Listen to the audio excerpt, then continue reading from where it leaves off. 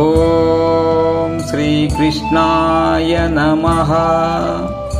భగవద్గీత 2వ అధ్యాయము సాంఖ్యయోగము 67 నుంచి 72 శ్లోకాలు భావాలు.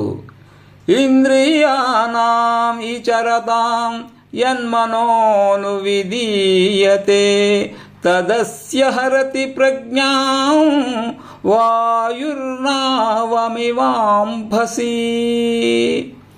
ఇంద్రియాలు ఇంద్రియ విషయాల వైపు పరుగులెత్తుతూ ఉంటే వాటి వెంటబడి తిరిగే మనస్సు మానవుని వివేకాన్ని హరించి వేస్తుంది. ఎలాగో తెలుసా? నీటిలో పయనించే నావను గాలి పెడదారి పట్టించినట్లు. తస్మాత్ యస్య మహాబాహో నిగృహీతాని సర్వశః ఇంద్రియాణింద్రియార్థేభ్యః తస్య ప్రజ్ఞా ప్రతిష్ఠిత. అర్జున, కాబట్టి ఇంద్రియాలు ఇంద్రియ విషయాల నుండి అన్ని విధాలా నిగ్రహింపబడాలి. అలాంటి వాని జ్ఞానమే సుస్థిరంగా ఉంటుంది. యా నిశా సర్వభూతానాం తస్యాం జాగర్తి సంయయమి యస్యాం జాగ్రతి భూతాని సా నిశా పశ్యతో మునేః. ఏది సర్వప్రాణులకు రాత్రియో దాని యందు జితేంద్రుడైన యోగి మేల్కొని ఉంటాడు. దేని యందు సర్వప్రాణులు మేల్కొని ఉంటాయో అది పరమాత్మను వీక్షిస్తున్న మునికి రాత్రి. ఆపూర్వమచల ప్రతిష్టం సముద్రమాపః ప్రవిశంతి యద్వత్ తద్విత్కామయం ప్రవిశంతి సర్వే సశాంతిమాప్నోతి న కామకామీ.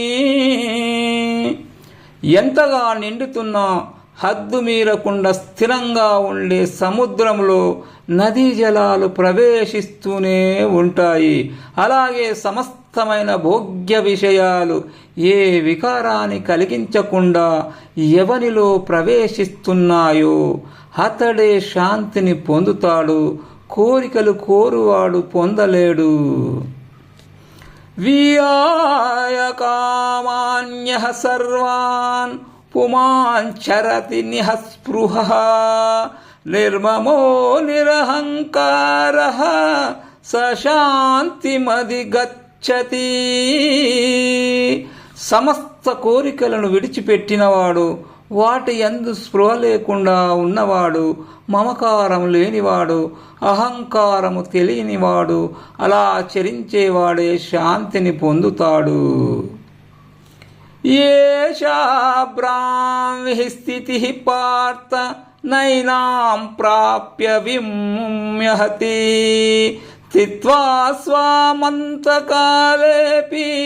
బ్రహ్మ నిర్వాణమృచ్చతి. అర్జున, ఇదే బ్రహ్మరూపస్థితి. దీనిని పొందినవాడు తిరిగి మోహమును పొందడు. మరణ సమయంలో కూడా ఈ బ్రాహ్మ్య స్థితిలో నిలిచి బ్రహ్మానందమును పొందుతాడు.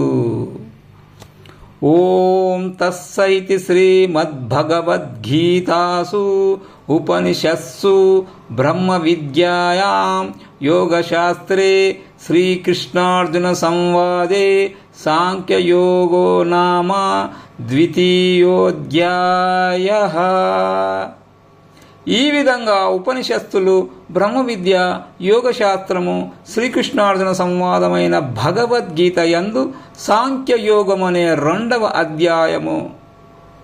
శ్రీకృష్ణార్పణమస్తు.